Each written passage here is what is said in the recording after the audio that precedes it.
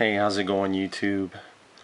I want to take some time today and go over a servo that I've been using for a couple of months now. Probably have about 10 runs on it. I have one of them installed into a Team Associated RC8T truggy, 8 scale. For those of you that are in the hobby, you know what I'm talking about. It's a big 8 scale truggy, heavy, requires a lot of strength to turn the wheels, and a lot of speed. So a couple months ago, I went online and I decided to pick up two of these Bird BLS-31A brushless servos. I just wanted to give them a try. I'd been kind of curious about brushless servos and also kind of curious about high voltage servos. This one satisfies both, as it's capable of running directly from a 2-cell LiPo, and it features a brushless motor. I don't know if you can see on this package, but it's a full aluminum case, beautifully machined, titanium alloy gears, and it's also 12-bit resolution. So just as good as any of the really high-end Futabas or Savox or any of those. So moving on, I want to give you a look at the servo itself. It's obviously blue with a matte finish. It's has silver around the middle, and when they say aluminum servo, this thing is aluminum from top to bottom. There's no plastic on the housing of this servo anywhere. And in contrast, I want to go ahead and kind of show you, this is a Turnigy 1258 TG, which is supposed to be a titanium gear servo from Hobby King. And this thing generally gets good reviews from people that buy them. I know there's a guy that does reviews on YouTube that highly recommends them. You can read about them on the forums quite a bit. It's a pretty fast servo, but it's not exceptionally strong. For the cost, I think it does a pretty good job, but when you're comparing the machining, this one only has one little aluminum band here, and it's nearly flat. It's just basically a little thin strip of aluminum that has a couple of strips just kind of machined into it. This is CNC. This thing is literally probably a few millimeters deep when you go into the cooling fins, which I think will help tremendously with the heat on the servo. Now I didn't go over specs, but I want to cover those real quick. They're printed here on the box, but at 6 volts, this servo is 368 ounces of torque and 0.16 second speed from 0 to 60 degrees. Now it's 7.4 volts. It goes up to 431 ounces and 0.14 seconds of speed for a 60-degree turn. Now, as I said, I'm not gonna show you a bunch of servos moving and hooked up to a battery and so forth.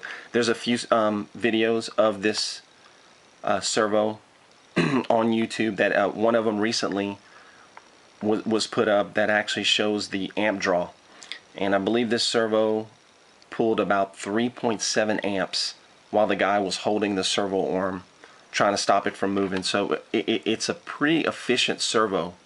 I run it at 7.4 volts and it's amazing. I mean, it turns the wheels whether they want to be turned or not. I mean, it's enough to overcome my servo saver at will. I run Badland tires, which have tremendous traction. This thing will turn the wheels like nobody's business, and really fast. In the box with this servo, you get little recessed servo mount screws where you can actually use these. They match the servo, comes with some screws. You can screw it down into the actual servo tray and have a nice finished look. Also comes with 2 servo horn screws with Loctite already on it. Comes with 4 grommets, obviously, to absorb shock. One thing I want to mention about this servo is it is a little bit taller, just a tiny bit taller than what you might be used to. It doesn't really pose a problem in mounting.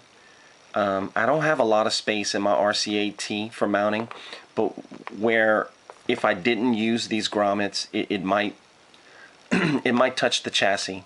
But with the grommets, it's fine. It's absolutely fine.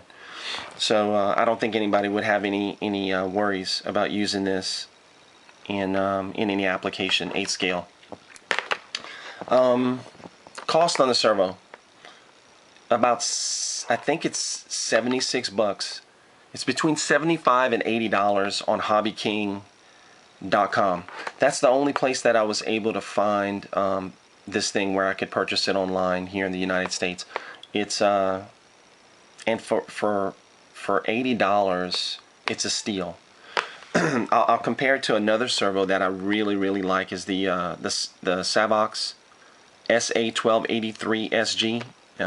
This is a steel geared servo that at 6 volts is able to produce 416 ounces of torque. And this one's stronger. It is stronger. This one might be a hair faster. Again, you have to run this one on high voltage, 7.4, to get the most out of it. I have 4 of these Savoxes and I like them a lot, but moving forward, this will be the servo that I buy. This currently is about 104 bucks online. This again is $80 plus shipping to get it to your house. It's the Savox is an aluminum case with a plastic bottom. This is aluminum even on the bottom. So right off the bat, I can tell you the machining on this, I would say, is even better. And gear slop is non-existent on this thing. It's so incredibly tight. It's not even funny. So I want to take a moment and just kind of tell you a little bit about my experience with Bluebird customer service, because I think it's important when we buy things in this hobby. I mean, we spend a lot of money on it. When guys get serious, I mean, these things really cost a great deal. But even more than the cost is, you want to have a trouble-free experience, or at least as trouble-free as expected. What I did was, when I bought this servo, I wanted to have a set of gears just in case they stripped. I wanted to have something on hand to replace them. So I contacted Bluebird via their website and emailed them, and I asked if I could purchase a set of gears. And to my surprise, their response was, yes, but may we ask what happened to the gears in your servo? They really had a genuine interest in what had happened to the original gearing. So, you know, I told them nothing. You know, the servo had been rock solid for me. I just wanted to have extras just in case something happened. They responded, and they gave me a price and shipping, with shipping for the gears. They sent them out. I probably had them at my house in less than 2 weeks.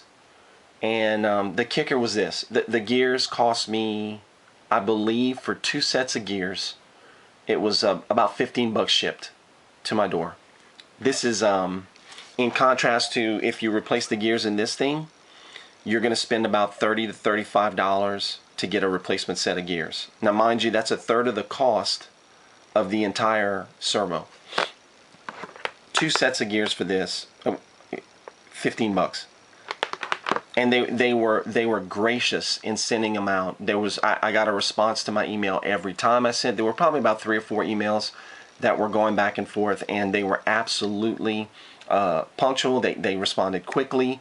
I could tell that they cared about the quality of customer service as well as the product. So for me, I can't recommend this servo enough for somebody who's looking for a high quality brushless servo that's fast and strong. You know, I don't really have anything else to say about this. If you have any questions, please post them down at the bottom. Any concerns or comments, please feel free to post those as well. I'll try to put a link up to this Bluebird, but if you search it, there'll be a couple of links to the Hobby King website that go directly to this servo. So take care and enjoy the hobby.